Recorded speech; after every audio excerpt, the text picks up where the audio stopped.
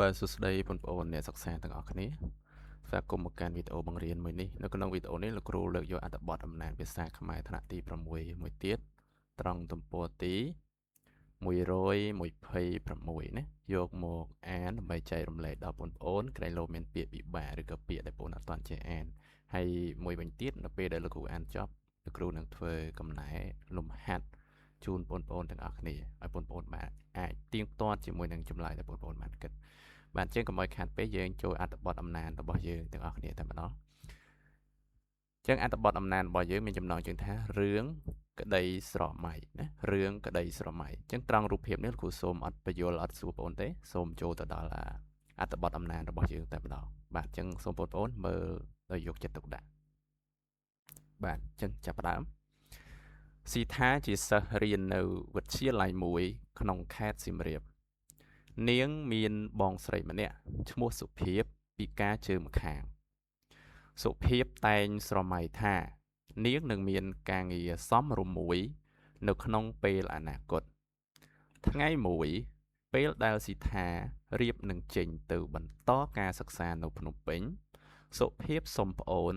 ទៅតាមដែរព្រោះចង់រកការងារធ្វើ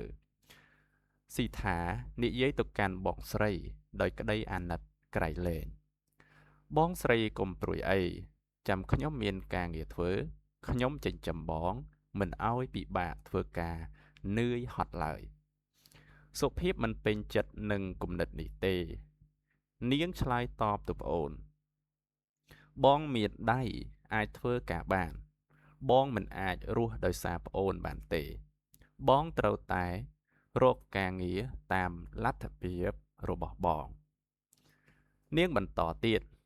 ថ្ងៃមុនបងមើលទូរទស្សន៍ឃើញមានហាងមួយលក់ផ្កាស្អាតស្អាតបងចង់ទៅរៀនកាច់ផ្កាណាស់បងអាចធ្វើការងារនេះបានឲ្យបងទៅជាមួយផងស៊ីថាមិនអាចខាត់បងស្រីបានក៏សុខចិត្តឲ្យបងស្រីទៅតាមមកដល់ភ្នំពេញសុភាពបានរៀនកាច់ផ្កានៅក្នុងហាងលក់ផ្កាដោយបំណងរបស់នាងអាស្រ័យដោយមានការខិតខំប្រឹងប្រែងមិនយូរប៉ុន្មានសុភាពក្លាយជាអ្នកកាច់ផ្កាដ៏ជំនាញម្នាក់ពេលត្រឡប់មកស្រុកកំណើតវិញនាងបានបើកហាងតូចមួយលក់ផ្កានៅបាទចឹងយើងបន្តមួយទំព័រទៀតចិត្តផ្សារក្នុងពេលប្រកបអាជីពនាងបានប្រើគំនិតច្នៃប្រឌិតបន្ថែមធ្វើឲ្យផ្កានៅក្នុងហាងរបស់នាងមានគ្រប់បែបហើយប្លែកជានិច្ចរាល់ថ្ងៃគេឃើញមានភ្ញៀវចេញចូលឥតឈប់ឈរសុភាពសប្បាយចិត្តណាស់ពេលនេះក្តីស្រមៃរបស់នាងคล้ายជាការពិតហើយស៊ីថាកោតសរសើរបងស្រីនាងណាស់ស៊ីថាគិតថាមនុស្សពិការទាំងអស់សុទ្ធតែមានលទ្ធភាពកសាងជីវិតខ្លួនឲ្យល្អប្រសើរឡើងទៅតាមសមត្ថភាពរៀងៗខ្លួននិងអាចរស់នៅក្នុងសេចក្តីថ្លៃថ្នូរបាទអញ្ចឹងយ៉ាងម៉េចដែរបងប្អូនមានពាក្យពិបាកច្រើនទេក្នុងអត្ថបទអំណាចនេះបាទអញ្ចឹងដូចជាអត់សូវមានពិបាកច្រើនទេណាលោកគ្រូឃើញដូចជាមានមួយចំនួនតែប៉ុណ្ណោះបាទអញ្ចឹងសង្ឃឹមថាបងប្អូននឹងចេះអានអត្ថបទអំណាចនេះទាំងអស់គ្នាឥ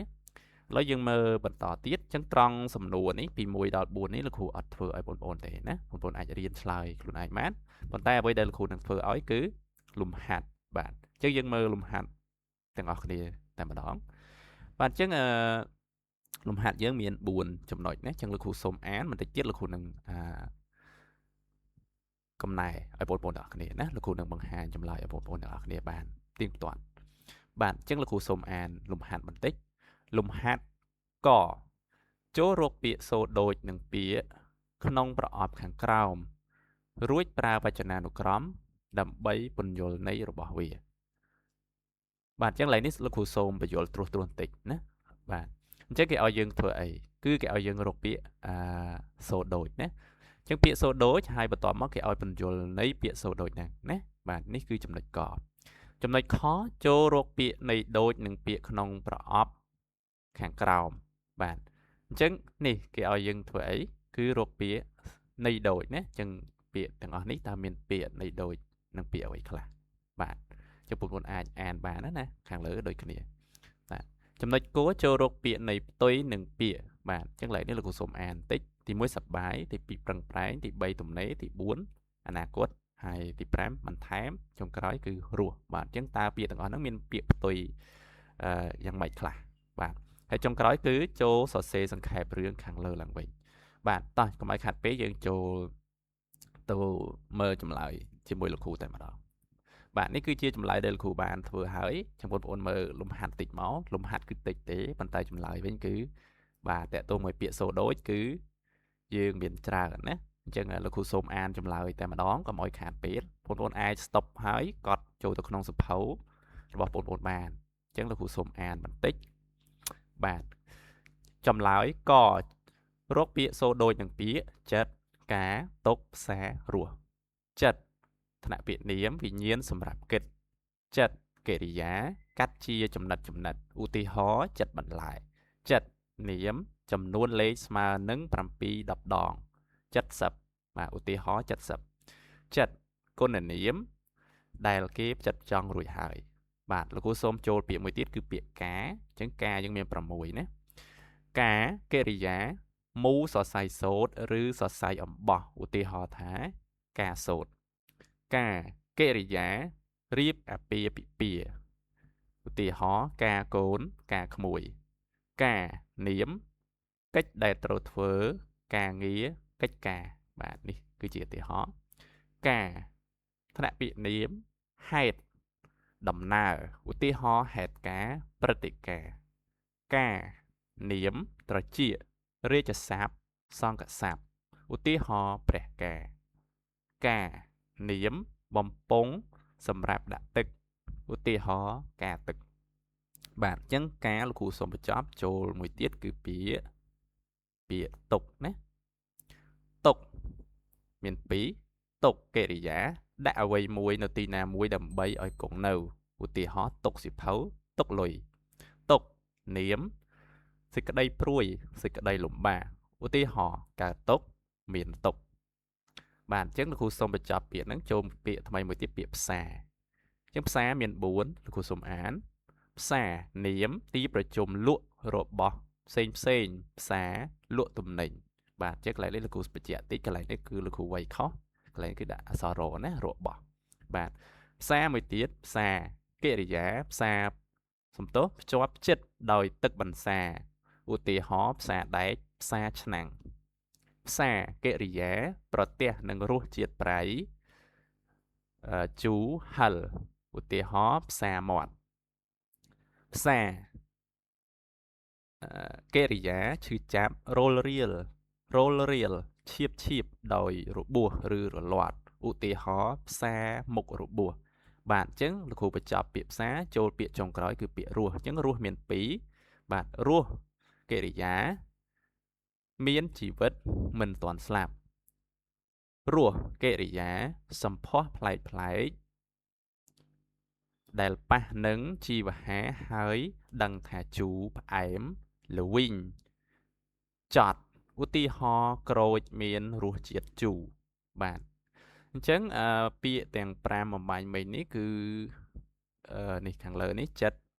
ការទុកផ្សារនឹងរស់នេះគឺលោកគ្រូបានបង្ហាញបងប្អូនហើយចឹងបងប្អូនអាចកត់វាចូលទៅក្នុងសៀវភៅបងប្អូនអាច stop សិនទៅបើសិនជាលោកគ្រូលឿនពេកណាហើយកត់ហើយទៅ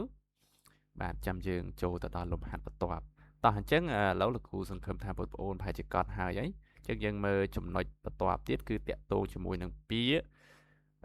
នៃដូចហើយនឹងពាក្យផ្ទុយណាតោះអញ្ចឹងយើងមើលពាក្យចំណុចខនេះបាទលំហាត់ចំណុចខពាក្យនៃដូចអញ្ចឹងពាក្យដែលគេដាក់មកមានផ្ទះមានអាជីពសិក្សានិងផ្កាអញ្ចឹងលោកគ្រូបានដាក់ចម្លើយហើយតោះលោកគ្រូសូមអានអញ្ចឹងផ្ទះមានន័យដូចនឹងពាក្យលំនៅឋានគេហដ្ឋានរាជដំណាក់កុដិមួយទៀតអាជីពន័យដូចនឹងពាក្យមុខរបរវិជ្ជាជីវៈណាសិក្សាន័យដូចនឹងពាក្យរៀនសូត្រឬក៏វឹកហាត់ផ្កាន័យដូចនឹងពាក្យបុប្ផាហើយនឹងបុស្បាណាចឹងថាបុប្ផាបុស្បាចឹងពាក្យពីរនេះស្មើនឹងផ្កា បាទអញ្ចឹងយើងចូលមកដល់ចំណុចមួយទៀតចំណុចកពាក្យផ្ទុយបាទអញ្ចឹងពាក្យផ្ទុយនេះបងប្អូនអាចប្រហែលជាធ្វើត្រូវតោះអញ្ចឹងលោកគ្រូសូមអានអញ្ចឹងមាន6ពាក្យអញ្ចឹងទី1សប្បាយផ្ទុយនឹងកើតទុកឬក៏ទុកព្រួយទី2ប្រឹងប្រែងផ្ទុយនឹងខ្ជិលច្រអូសទី3ទំនេរផ្ទុយនឹងរវល់ទី4អនាគតផ្ទុយនឹងបច្ចុប្បន្នទី5បន្ថែមផ្ទុយនឹងបន្ថយហើយចុងក្រោយរស់ផ្ទុយនឹងស្លាប់បាទអញ្ចឹងពាក្យផ្ទុយអស់ប៉ុណ្ណឹងយើងចូលមួយទៀតចុងក្រោយបាទចំណុច core គឺគេឲ្យយើងសង្ខេបរឿងអញ្ចឹងលោកគ្រូអត់ធ្វើឲ្យបងប្អូនទេគឺឲ្យបងប្អូនធ្វើដោយខ្លួនឯងបាទអញ្ចឹងបងប្អូនអាចរៀនសង្ខេបខ្លួនឯងកាលណាលោកគ្រូសង្ខេបទៅមិនមែនជាអ្វីមិនមែនជាគំនិតដែលបងប្អូនឬក៏អ្វីដែលបងប្អូនធ្វើដោយខ្លួនឯងទេណាអញ្ចឹងចំណុចមួយនេះគឺលោកគ្រូសូមអត់ធ្វើទេអធិស្ឋានផងគឺលោកគ្រូចង់ឲ្យបងប្អូនរៀនសង្ខេបវាដោយខ្លួនឯងបាទសម្រាប់វីដេអូនេះគឺមានតែប៉ុណ្្នឹងទេសង្ឃឹមថាវាជាប្រយោជន៍ទៅដល់បងប្អូនទាំងអស់គ្នាអាចឲ្យបងប្អូនទាំងអស់គ្នាស្វ័យសិក្សានៅផ្ទះឬក៏រៀនសូត្របន្ថែមក្រៅពីលោកគ្រូអ្នកគ្រូពន្យល់នៅក្នុងសាលាណាបាទសង្ឃឹមថាបងប្អូននឹងពេញចិត្តនៅវីដេអូមួយនេះទាំងអស់គ្នាហើយបើសិនជាមានកំហុសខុសឆ្គងសូមអធិស្ឋានណាបាទចឹងយើងនឹងជួបគ្នាសារជាថ្មីម្ដងទៀតនៅក្នុងវីដេអូមេរៀនលើកក្រោយជូនពរសុខសប្បាយទាំងអស់គ្នា